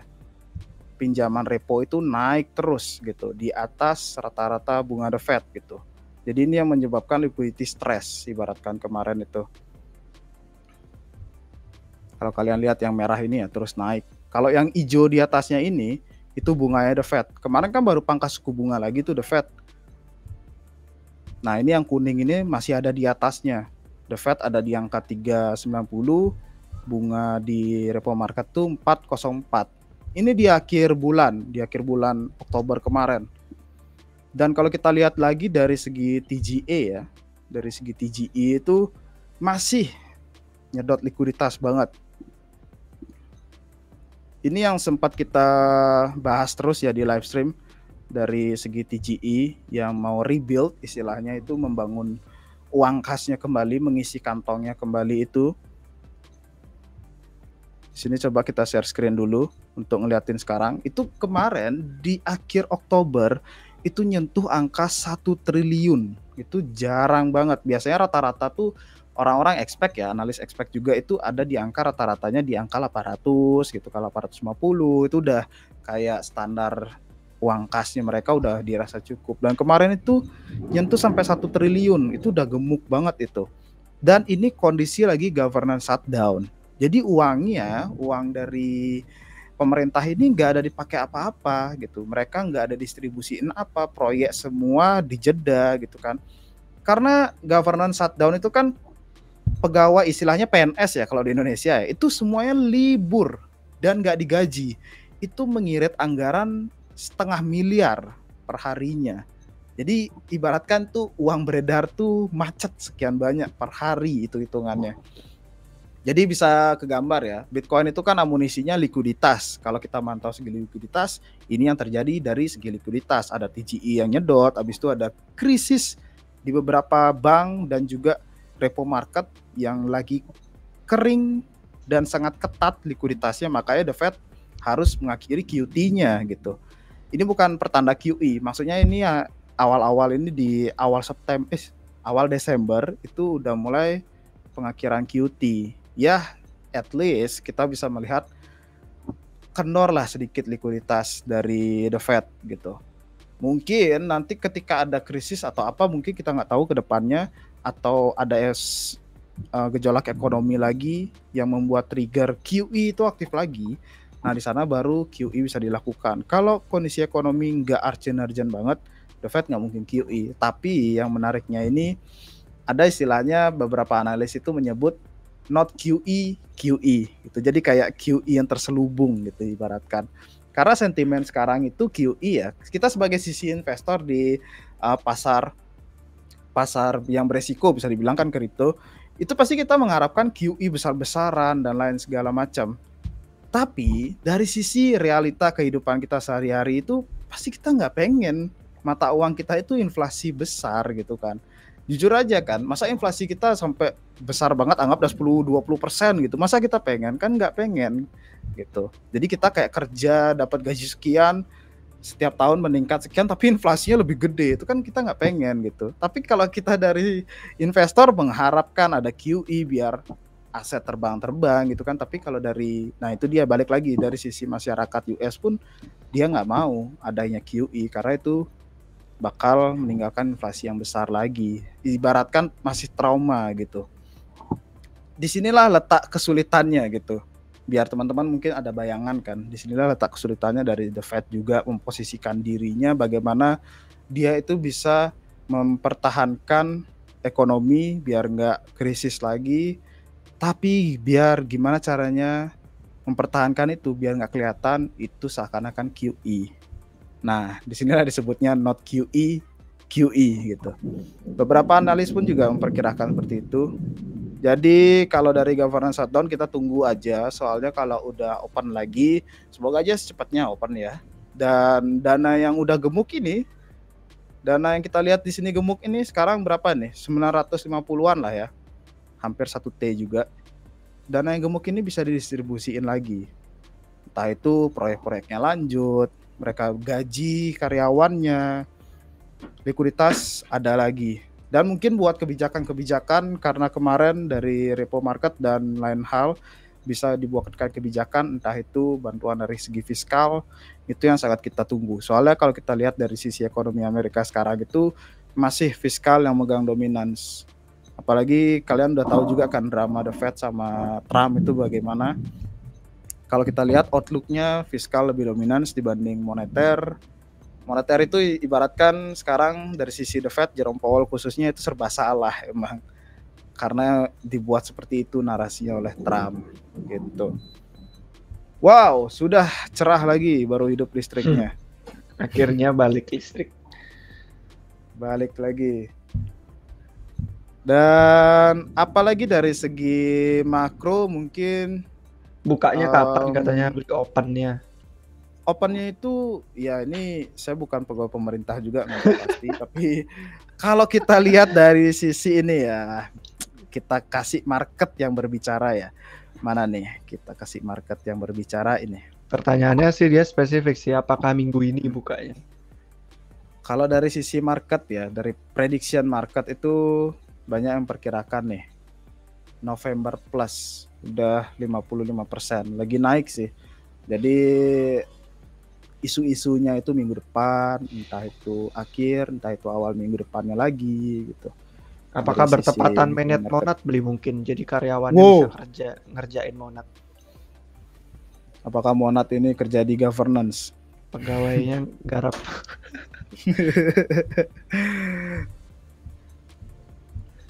Ini dari sisi Polymarket. Oke. Rada nggak kelihatan sih dari aku, tapi November ya.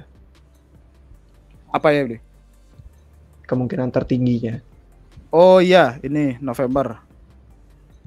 Lagi muncak-muncaknya. Kemarin itu ada yang memperkirakan di Desember kan, kemarin itu naik. Yang biru ini benar nggak Desember? Oh ini awal November, habis itu sempat ada isu-isu Desember gitu kan. Wah, kalau Desember terlama itu guys, jadinya shutdown. Ngeri juga sih lama-lama banget. Awal-awal shutdown mungkin belum ada efeknya ya. Pas ketika ada masalah, waktu baru efeknya kerasa banget kan, makin riuh. Untuk yang kita pantau sih mungkin semoga aja governance shutdown bisa buka dan kita bisa nerima data ekonomi lagi. Soalnya di minggu depan kan ada data CPI gitu yang bisa kita pantau, data inflasi di Amerika juga. Semoga aja rilis dan data-data yang lainnya bisa rilis juga. Itu yang jadi beberapa komentar dari beberapa analis karena BLS ikutan shutdown, data ekonomi nggak keluar.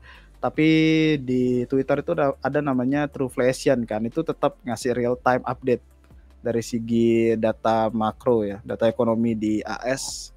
Jadi itu dapat kritikan juga sih ya BLS nih nggak connect banget gitu, nggak real time lah. Pokoknya banyak kena komentar lah dari analis-analis makro di Twitter kemarin-kemarin. Soalnya Trueflation aja bisa real time datanya dan itu udah integrate di Bloomberg juga. Kalau langganan di Bloomberg pasti ada live datanya.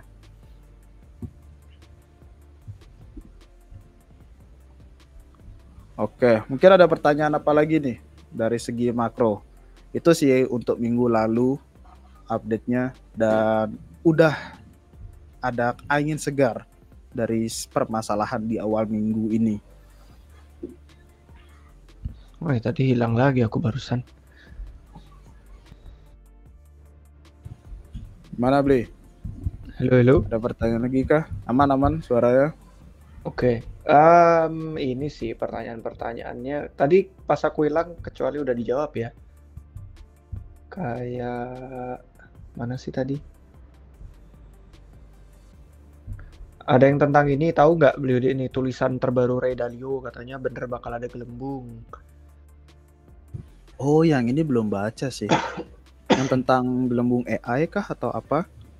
Kalau Bubble AI sih memang banyak yang ngomongin sih, cuman itu sebuah topik yang sangat-sangat banyak pihaknya, karena ada yang bilang iya gelembung, ada yang bilang nggak gelembung, ada yang bilang gelembung besar, ada yang bilang gelembung kecil, ada yang bilang gelembungnya nanti, ada yang bilang gelembungnya sekarang. Jadi kayak itu beda-beda dari segi ekonom, dari segi analis, dari segi engineer-nya sendiri, terus dari segi venture capitalnya, investornya. Jadi banyak banget POV, dan itu salah satu topik yang kita sendiri nggak tahu bubble atau enggak, tapi yang pasti luar biasa gede itu duit yang sedang bermain. Dan kalau kalian ngelihat lingkaran yang saling berhubungan antara kayak Nvidia, OpenAI, SoftBank, Oracle, Microsoft, dan segala macam, itu kayak $1 yang sama jadi $5, $1 yang sama jadi $10 gitu.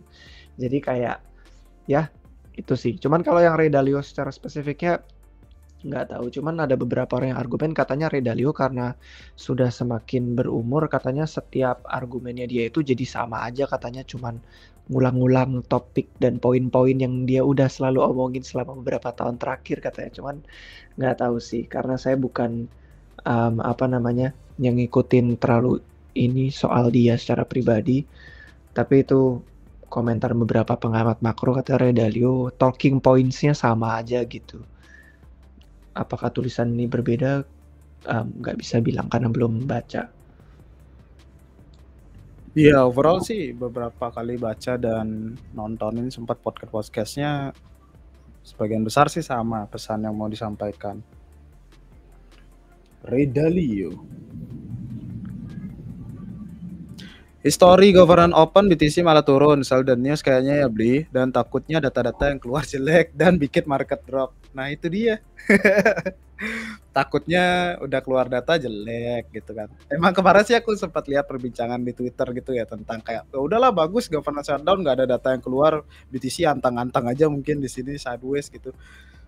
Ada yang kayak sisi bagusnya, di sisi jeleknya, ada yang ketar-ketir juga nanti buka takut datanya jelek. Tapi gimana ya, itu realitanya yang harus kita tanggung gitu.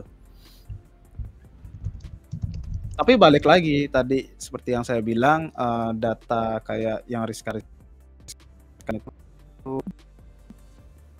inflation dan lain-lain, beberapa itu ada tersajikan di Truflation. Beberapa analis ngomongin kayak ya BLS ini kerjanya lemot gitu. Itu kritikannya. Jadi kayak yang berlangganan di sana atau khususnya berlangganan di Bloomberg itu bisa ngelihat datanya real time gitu, dan dia bisa price in duluan gitu dibanding kita, karena kan kita nunggu data dari BLS gitu kan. The Fed pun nunggu data dari BLS juga gitu. Nah kita bisa lihat real time sekarang gitu, kayak ya teknologi ya gitu ya. Teknologi ya sih. Hadir beli, numpang absen doang, langsung berangkat kerja, nonton fullnya nanti nonton delay. Wih mantap, sempat hadir loh mau kerja. Nanti di re-uploadnya aja nonton, udah ada timestamp-nya. Ya, lebih membantu. Tadi aku mau bilang semangat kerja, tapi pas dia nonton pasti udah selesai kerjanya. Jadi, iya langsung open YouTube dari atas motor kan, komen dulu set, langsung oke. Oh langsung gas gitu. Semangat kerja buat yang mau kerja nih. Cuaca lagi jelek kalau di Bali nih, khususnya di rumahku. Semoga kalian aman-aman aja cuaca di sana. Sektor Depin masih menarik. Never gaming. Never. Sektor Depin overall sebenarnya menarik sekali sektor Depin itu. Dan kita sering juga bahas sektor Depin sejak dulu ya. Karena itu emang menarik. karena itu sektor real yang bisa kita rasakan dan kita lihat produknya di dunia nyata juga, dan itu emang challenging banget untuk membangun sektor Depin. Kalau ditanya sektor Depin itu apakah masih menarik? Sangat menarik, apalagi untuk kedepannya.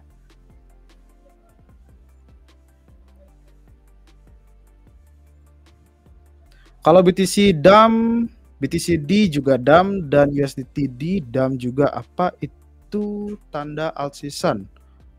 Loh, BTC-nya DAM. Oh, konteksnya mungkin gitu ya. BTC-nya DAM, udah rotasi gitu mungkin konteksnya. USDT dominannya juga DAM, karena orang-orang belanja buang USDT ke altcoin. Mungkin gitu konteksnya ya, tanda alt season. Jadi selama ini ya, selama di cycle ini khususnya, alt season nggak terjadi untuk semua altcoin. Jadi itu yang bisa kita hadapi realitanya sekarang. Jadi jangan gini lah, jangan muluk-muluk lah gitu. Kalau nunggu alt season semuanya pump itu mungkin rada susah di cycle ini. Jadi emang harus benar-benar pilih altcoin yang benar-benar kalian punya conviction setelah riset. Jangan convictionnya berdasarkan FOMO. Jadi alt season itu dia realitanya cycle ini. Halo David, tadi kayaknya terputus lagi, Bli. Iya, 5 kali ini aku reconnecting. Sekarang kedengeran kah? Aman. Oke. Lanjut. Ada lagi ngomongin apa tadi? Tadi ngomongin ini sektor Depin sama BTC DAM, BTC dominan juga DAM, dan USDT dominan DAM. Apakah itu tanda alt season? Oke, selain itu ada pertanyaan apa lagi? Udah sejam ternyata ya. Mari kita lihat, mungkin ada beberapa yang bisa kita jawab lebih cepat. Jawab cepat. Bagaimana pendapat RR mengenai kepemimpinan Kioni di Monad? Ya, kalau yang udah mantau selama 3 tahun terakhir sih, dan mungkin udah sempat ketemu sama dia langsung juga, atau mungkin nontonin beberapa video dia di wawancara, podcast, dan segala macam sih, lumayan login ya, bener-bener menarik. Dan kalau misalkan kita sih emang udah dari dulu excited ya sama ekosistemnya. Jadi kita lihat aja. Kebetulan kalau ada yang nanya narasi yang punya potensi menarik ke depannya juga sih, saya bakal bilang narasi aplikasi on-chain secara umum yang benar-benar punya fundamental bagus itu bakal jadi bisnis yang lebih menguntungkan daripada bisnis Web2. Lebih otomatis, lebih minim karyawan, lebih menghasilkan secara revenue dan pendapatan. Dan itu adalah beberapa hal yang kita udah bahas di video hari Selasa. Jadi kayak kesuksesannya itu jauh lebih cepat daripada Meta Facebook. Kemudian lebih cepat daripada beberapa bahkan terobosan-terobosan AI aja itu kalah cepat. Kayak pendapatannya, keberhasilannya, adopsinya. Jadi menurut saya narasi yang paling potensinya menarik ke depan itu mau itu DeFi, mau itu aplikasi consumer lainnya, pokoknya aplikasi-aplikasi on-chain yang fundamental bisnisnya bagus, itu jauh lebih menguntungkan, jauh lebih cuan, jauh lebih gacor, dan akan ada banyak yang belum pernah ada di blockchain sebelumnya yang bakal baru mau launching nanti di ekosistem Monad. Karena kebetulan tuh yang paling kita pantau dan itu banyak yang inovatif. Jadi jangan dibilang cuman karena Monad itu L1 EVM baru, dia cuman aplikasi yang sama dengan blockchain-blockchain EVM yang lainnya. Itu memang ada karena yang namanya pembuat aplikasi pasti pengen mencari user lebih banyak. Kalau ada user baru di Monad, kenapa enggak mereka deploy ke Monad juga? Meskipun sebelumnya udah ada di Ethereum, udah ada di Base, udah ada di layer 2 atau layer 1 lainnya. Nah, tapi yang khusus ada di Monad sendiri pun itu ada banyak. Kalau kalian ngelihat di website ekosistemnya sendiri pun itu kalian bisa filter khusus untuk yang native only on Monad gitu. Dan itu pun bener-bener jumlahnya kalau saya nggak salah ingat itu hampir ada 100. Coba kita lihat di sini.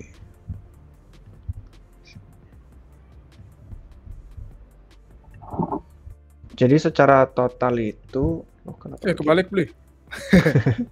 Jadi secara total itu ada 305 lebih ya. Jadi ini bener-bener yang udah ada di ekosistem lain sama yang ada di ekosistem punya Monad. Cuman kalau kalian filter, oh ternyata hampir 80. Jadi ada 78 yang only on Monad aja. Nah, bukan berarti yang only on Monad aja yang inovatif, karena ada yang lain-lainnya juga. Nah, cuman kalau misalkan kalian pengen explore, ini ada beberapa kategori, menurut infrastrukturnya aja apa, dan kalau misalkan kalian bingung, banyak banget nih, ya kan, ada 78, ada 300, mulai dari mana? Mungkin kalian bisa mulai dari yang Monad Momentum dulu. Jadi ini adalah program mereka untuk bisa membantu aplikasi-aplikasi ini dapat user. Jadi kalau misalkan pertama kali blockchain L1 itu launching, yang penting untuk keberhasilannya adalah ekosistemnya. Dan kalau aplikasinya itu menarik dan bisa mendatangkan ada banyak user baru, atau mungkin user dari ekosistem lain pindah, atau nyobain, atau mungkin dia bahkan mengejar insentif, atau hanya untuk farming, itu beberapa hal yang harus diperhatikan kalau mereka pengen bootstrap likuiditas di awal. Gimana caranya biar liquidity itu ada dan network effect-nya itu terbangun, karena mereka butuh itu. Dan untuk Monad Momentum sendiri, kalian bisa mulai dari Kizi, Kuru, Lumitera, Leverbet, Drake Exchange, Omnia, Sear Trade, Monday Trade, Symphony, Kinetic, Telemafia, Flavel World, sama Bro.fun dan Rarebet Sports. Jadi ini yang atas-atas sendiri ini DeFi, yang bawahnya itu lebih ke entertainment sama consumer app, terus di bawahnya lagi ada yang dari segi gaming. Jadi itu sih beberapa, kalau misalkan kalian pengen, daripada bingung mulai dari 78 atau 300 tadi yang ada di website, mulai dari yang Monad Momentum dulu aja. Itu menurut saya beberapa opportunity yang kita bakal pantau ke depannya. True, di awal-awal. Insentif di awal-awal. Momentum. Tadi aku ketinggalan apa ya? Tadi reconnecting, sorry guys. Monad Momentum udah beli ya? Itu tadi yang ku tunjukin. Jadi itu untuk jawab pertanyaan tentang Monad dan tentang narasi yang potensialnya bagus. Oke, narasi yang potensi menarik ke depannya.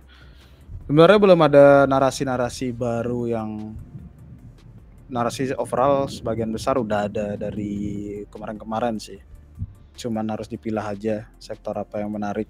Masih 11-12 dari yang kemarin tanggapan kita, belum ada sektor yang baru-baru banget gitu. Belum ada. Banyak DeFi mengenai stablecoin yang di-peg seperti XUSD, USDX, DUSD. Punya tanggapannya nggak, Bli? Gimana, Bli? Dari stablecoin, Bli? Ini kebetulan ya, hal yang sangat-sangat banyak dibahas di Twitter, yang saya sendiri itu malah belum ngulik lebih lanjut, malah belum baca deep dive-nya, kejadiannya, terus sama kayak efek-efek dan dampaknya gitu. Cuman kalau misalkan ngomongin stablecoins ya, memang dari siklus-siklus sebelumnya itu ada banyak bentuk-bentuk dan model stablecoins yang lebih berisiko karena mereka memang lagi pengen eksperimen. Entah itu eksperimen dari segi desentralisasi, atau eksperimen dari segi yield, atau eksperimen dari segi lainnya. Yang namanya stablecoins kan soalnya biasanya masih didasarkan sama USD. Belum banyak stablecoins untuk mata uang fiat lain yang diadopsi meluas, kecuali yang mengadopsi itu ya cuman warga negaranya sendiri. Mungkin pengen lebih mudah untuk transaksi sehari-hari, ya udah pakai stablecoins gitu. Tapi kalau misalkan ngomongin soal yang model-modelan beberapa minggu terakhir ini di PEC, belum punya tanggapan spesifik, belum ada opini spesifik. Mungkin kita perlu lihat lebih lanjut lagi kalau misalkan ada dampaknya, atau apakah ini bakal jadi eksperimen yang orang jadi nggak tertarik untuk bikin lagi. Ya, mungkin kita bisa buatin konten khusus ya untuk sebagai bahan edukasi juga. Yang kemarin-kemarin itu apa sih yang hedge fund itu juga? Ya soalnya menurutku kayaknya semua itu bentuk-bentuk kontrak yang lebih dijen aja sih. Risiko-risiko yang namanya kalau orang lagi eksperimen itu biasanya ya hanya dijen-dijen tertentu aja yang tertarik untuk nyobain. Dan itulah alasan kenapa kalau untuk yang newbies atau yang baru join crypto atau baru lagi explore aplikasi on-chain, utamakan untuk fokus ke ekosistem yang sudah besar, likuiditasnya udah tinggi, network effect-nya ada, mungkin kontraknya sudah diaudit, terverifikasi, karena bahkan yang paling OG sekalipun kayak contohnya Balancer kemarin aja, itu pun masih bisa kena hack. Padahal sudah sering diaudit dan auditnya itu nama-nama besar juga. Malah kalau nggak salah sempat ada rumor juga katanya yang ngehack cuman vibe coding doang pakai AI ngehacknya. Jadi ya itu dia yang namanya aplikasi on-chain Wild West, masih ada banyak risiko, harus dipahami jangan sampai kita terlalu tergiur dengan peluang-peluang di Gen tapi kita nggak siap dengan risikonya. Betul. Meskipun ya, ini mungkin sebagai bahan edukasi dan reminder buat teman-teman sekalian, meskipun saya pribadi dan juga tim RR tuh bullish banget sama DeFi, tapi tetap kalian tuh harus memahami faktor resikonya. Ada resiko smart contract, bahkan aplikasi yang kita gunakan sehari-hari, mungkin aplikasi sosmed dan lain-lain, itu pun ada resiko kena hack juga gitu. Dan apalagi ini aplikasi Web3 yang masih baru, tergolong masih sangat baru lahir gitu kan, baru bakal diadopsi gitu, belum adopsi mainstream banget, itu pasti ada potensial juga dari sisi smart contract. Jadi kalau kalian mau ngedigen, usahakan jangan sampai all in. Kalian pisahkan itu portofolio kalian yang benar-benar diam, ada yang alokasi untuk digen dari secara DeFi, farming dan sebagainya macam itu usahakan dipisahkan, jangan sampai all in. Soalnya aplikasi yang kemarin kan Balancer juga di 2 tahun lalu atau tahun lalu beli sempat juga kan kena hack juga beberapa poolsnya. Tapi beda itu poolsnya. Di beberapa pools aja, tapi kalau yang sekarang ini sampai multi chainnya kena. Dan itu dia sebagai reminder aja, boleh farming DeFi itu dan segala macam, apalagi DeFi yang baru-baru digen, biasanya kan emang itu yang dicari di DeFi juga. Tapi itu dia, coba diingat deh, jangan sampai all in, gunakan uang yang untuk digen aja. Ini pertanyaan paling penting sih beli di live stream hari ini. Gimana tuh? Mana nih Joseph Willis? Biasanya first ya. Yeah. Biasanya first dia. Oke, outlook BTC bulan depan bang. Bang. Bulan depan, bulan ini aja baru mulai. Iya. Sabar bang. Sabar. Bulan depan artinya Desember ya, Desember. Sabar, kita satu-satu dulu. November apa tidak bulbul lagi ini?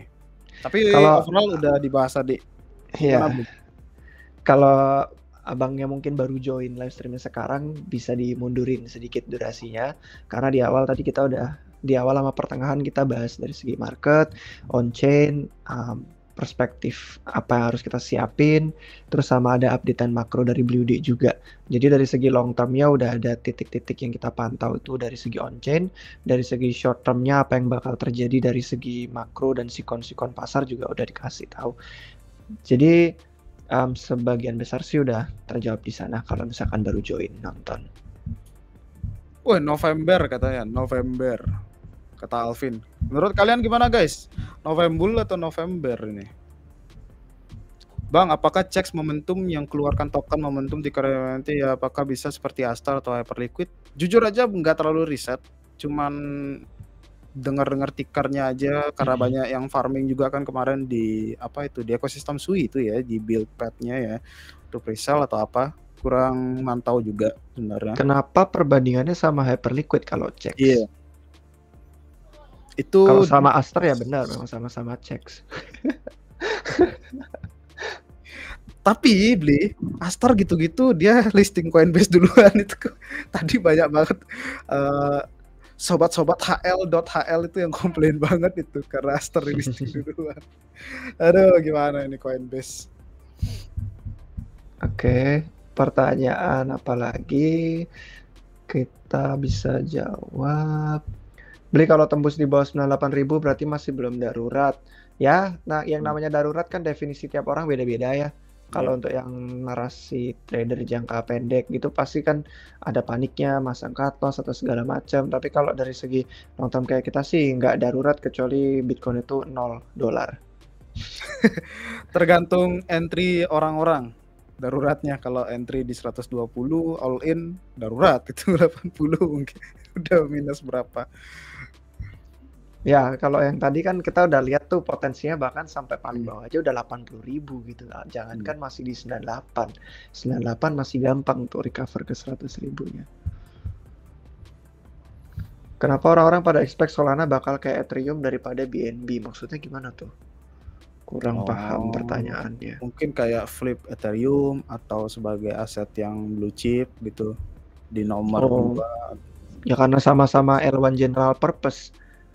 Hmm, Kalau BNB kan cuma token exchange-nya Binance. yang Ah, buat BNB. ini kita internetnya nge-lag katanya pertanda BTC 60.000 nih. Pekan lagi nih bertanda BTC Kak. Sejauh ini analisa yang paling liar ya guys. Beli apakah Bang token ikut HEP bisa ICO buat 3 jangka panjang? Yang Jangka namanya jangka panjangnya time panjang frame-nya berapa itu nih ya? ya itu satu Yang beda-beda. dimaksud itu Terus 10 sama yang tahun, satu 5 tahun. lagi, kenapa Bitcoin bisa dibilang jangka panjang tuh karena asetnya udah nggak berubah-ubah gitu loh. Dari segi developer, teknis segala macam mereka udah bener-bener merasa ya udah Bitcoin is Bitcoin udah ini aja gitu loh. Nggak kayak wah nge-push upgrade ini, scalability, terus inflasinya diubah, dipotong, moneternya diubah. Jadi kan akhirnya orang harus riset lagi, wah inflasinya berubah, oh sell pressure-nya berubah, oh ininya berubah. Jadi kayak akhirnya nggak bisa diamkan jangka panjang. Itulah kenapa alasan Bitcoin satu-satunya. Ethereum aja kan masih ganti-ganti tuh. Kayak dari segi EIP 1559 kemarin berubah dari inflatif jadi deflasi. Terus ada berapa upgrade teknis setiap ya kan setahun bisa 2 kali atau sekali gitu upgrade. Jadi kayak harus ngikutin gitu. Apalagi Hyperliquid yang masih baru banget. Jadi untuk semua token-token yang baru itu kalian harus ngikutin pengembangannya dan harus bisa mengubah opini ketika data sudah berubah gitu. Karena itulah yang bakal membuat kalian lebih aman dari segi investasinya. Oke. Ini pertanyaan itu beli dari Mega It tadi udah kita update juga ya di awal ya. Ikut ICO Mega It nggak? Wah, Beli David sepertinya terputus lagi dia nih. Sudah nge-lag. Saya tidak ikut. Oke. Next question, apakah siklus 4 tahunan masih berlaku? Tadi di awal-awal kita udah bahas, mungkin video yang bisa diundur lagi. Karena itu udah lumayan sering kita bahas juga di RR tentang 4-year cycle, apakah masih relevan atau ada perubahan. Menurutmu apakah ini awal seperti di tahun 2021? Kasih pandanganmu Bang, seberapa persen chance BTC mampu tembus ATH cycle ini? Sebenarnya tadi kita udah dari sisi sentimen market kita udah berikan pendapat ya di pertengahan video dan di awal-awal mungkin bisa dimajuin juga. Tapi dari segi overall ini ya, wah beneran Beli David terputus guys. Semoga aja bisa recovery lagi. Nah ini balik lagi. Halo, tes one. Kenapa setiap kali balik langsung otomatis share screen aku? Tadi kelewatan apa nih beliau deh? Kayaknya udah tanda-tanda nih internetnya makin adat, kayaknya kita harus makin kacau nih. recap Tadi lagi. itu sih cuman reminder aja, kita udah bahas tentang ini yang 4-year cycle pertanyaannya, dan ini tentang market juga. Ada yang nanya kan apakah ini awal seperti tahun 2021, kasih pandangannya Bang, seberapa persen chance BTC mampu tembus ATH cycle ini gitu. Jadi itu udah overall kita bahas di segmen market di awal tadi. Mungkin bisa dimajuin lagi, dimundurin videonya karena masih live ya. Mungkin segitu aja guys untuk update kali ini ya. Mohon maaf by the way, dari segi sinyal emang internet lagi buruk-buruk juga, dan cuaca juga emang lagi buruk, mungkin itu faktornya, salah satu faktornya. Jadi semoga pertanyaan kalian semua ke cover di hari ini, dan sampai jumpa ya di hari Sabtu depan lagi. Kita bakal setiap Sabtu juga nemenin kalian. Kalau kalian masih pengen nimbrung-nimbrung lagi bisa join di Telegram atau di Discord Republik Rupiah. Jadi bisa nimbrung bareng teman-teman yang lain di sana, dan jangan lupa like juga guys. Dan buat yang nonton ulang atau ketinggalan di hari ini videonya, nanti di hari Senin kita bakal re-upload dan kita bakal isi timestamp biar lebih gampang kalian nonton. Oke, ada lagi nggak Bli yang mau ditambahin? Nggak ada, subscribe-nya aja. Jadi kalau misalkan kalian lupa, karena kan yang baru-baru masuk pun tadi pertanyaannya udah jawab di awal sama di pertengahan. Jadi diingat aja pokoknya setiap hari Sabtu antara jam 12 sampai jam 1 WITA, berarti sekitaran jam 11 jam 12-an kalau WIB. Nah, kalau misalkan kalian lebih milih nonton yang ada timestampnya itu di hari Senin kita upload ulang lagi. Jadi itu sih untuk reminder dan pengingat, siapa tahu pengen kalian masukin kalender jadwal jadi nggak pernah ketinggalan lagi sama konten-konten. Dan follow Twitter juga karena di Twitter kita bakal lebih sering upload. Itu aja sih. Oke, ini pertanyaan terakhir, pertanyaan singkat. Blibli ada yang punya Solana Mobile Seeker? Tidak punya. Sayangnya tidak punya. Mungkin nanti bakal ada yang review ya, kayak kemarin Solana Saga ada reviewer Tech Web 2 juga yang kayak si MKBHD itu kan ngasih review. Mungkin aja nanti kalau Solana Seeker banyak yang pakai dan banyak yang promosiin bisa di review secara umum. Kalau dari kita nggak ada yang punya jadi nggak bisa kasih pendapat. Tapi kayaknya sih lebih GG daripada Saga. True. Tidak punya sayangnya. Gimana ya? Pengen ngoleksi. Tapi ya sudah ketinggalan. Sudah tidak memesan di awal. Jadi sekian aja guys. Thank you ya guys udah nemenin. Dan mohon maaf sekali lagi jika ada menyinggung atau kesalahan-kesalahan jaringan. Dan semoga pertanyaannya terjawab semua. Sampai jumpa di live stream minggu depan guys. Cheers. Yuk.